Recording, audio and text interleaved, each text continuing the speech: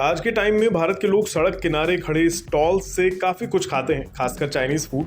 भारत में अब भले ही चाइनीज सामान ना बिके, लेकिन चाइनीज फूड का अलग ही क्रेज है लोगों में। आज हम चाइनीज फूड पर बात इसलिए कर रहे हैं क्योंकि भारत में जैसे जैसे चाइनीज फूड की डिमांड बढ़ी तो देसी कंपनियों ने इसे एक अपॉर्चुनिटी के तौर पर देखा और जन्म हुआ चिंग चाइनीज का।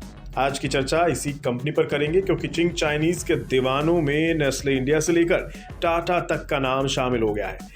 आप सोच रहे होंगे हम मजाक कर रहे हैं, जी नहीं। चलिए बताते हैं आपको हमारी इस बात के पीछे का अर्थ क्या है।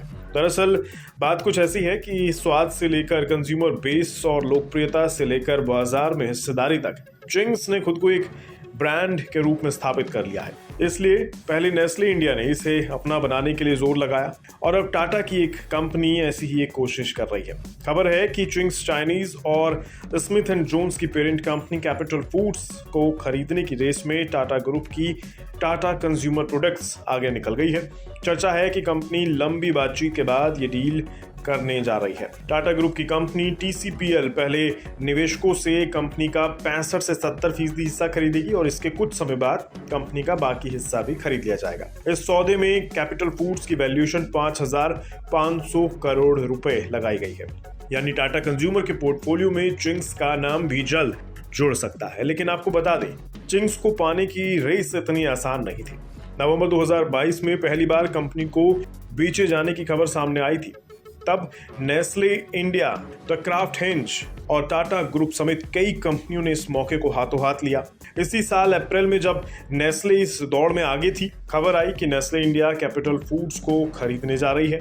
हालांकि नेस्ले के साथ तब बात नहीं बन पाई और आखिरकार टाटा कंज्यूमर प्रोडक्ट्स इस रेस में आगे निकल गई। हालांकि इस सेगमेंट में नेस्ले का सिक्का चलता है। इंस्टेंट नूडल्स कैटेगरी में नेस्ले नंबर 1 पर है, इसीलिए शायद भारत में 11,600 करोड़ रुपए के सेगमेंट में अकेले नेस्ले की हिस्सेदारी करीब 60% की है। सनफीस्ट की यिप्पी नूडल्स की मार्केट शेयर है तकरीबन 22%, हिंदुस्तान यूनिलीवर के नॉर का है तकरीबन 12% हिस्सा और आखिर में चिंग्स सीक्रेट का है 1.9% हिस्सा। ऐसा माना जा रहा है कि टाटा कंज्यूमर प्रोडक्ट्स और चिंग के बीच सब कुछ ठीक रहा और टाटा ने इस सेगमेंट पर फोकस किया तो इंस्टेंट नूडल्स मार्केट में नेस्ले की मैगी को एक कड़ी टक्कर मिल सकती है टाटा की चिंग्स से।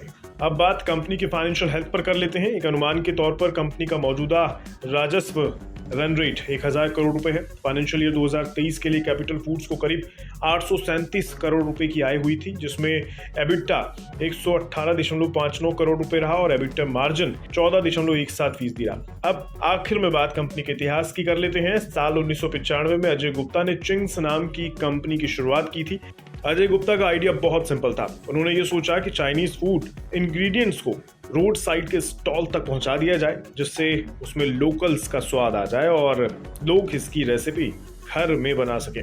चिंग्स चाइनीज ने इसके बाद कई तरह के सॉसेस लॉन्च किए। आज के टाइम में इनके पोर्टफोलियो में soya sauce, green chilli sauce और रेड चिली सॉस जैसे प्रोडक्ट्स आते हैं। साथ ही चिंग्स ने हाका नूडल्स और इंटरनेशनल सॉस को कॉम्प्लीमेंट्री प्रोडक्ट के तौर पर भी लॉन्च कर रखा है, यानी ये भी इनके पोर्टफोलियो का हिस्सा है। हालांकि अजय का सफर आसान नहीं था। डिस्ट्रीब्यूटर्स ने चिंग्स रखने से इनकार कर दिया था। तब एक यूनिक सोच ने चिंग्स को आज फेमस कर दिया। अजय ने रोड साइड फूड स्टॉल्स के ओनर्स को फ्री में अपने प्रोडक्ट्स को बांटना शुरू कर दिया और ये आइडिया काम कर गया। घर घर में चिंग्स की पहचान बन गई। इसके बाद नागालैंड हो या कन्याकुमारी, हर डिस्ट्रीब्यूटर चिंग्स के प्रोडक्ट अपने पास रखने की मांग करने लगा। आज जो कुछ भी है इसी एक आइडिया के दम पर है और बहुत जल्द चिंग्स टाटा के प्रोडक्ट्स में शामिल हो सकता है।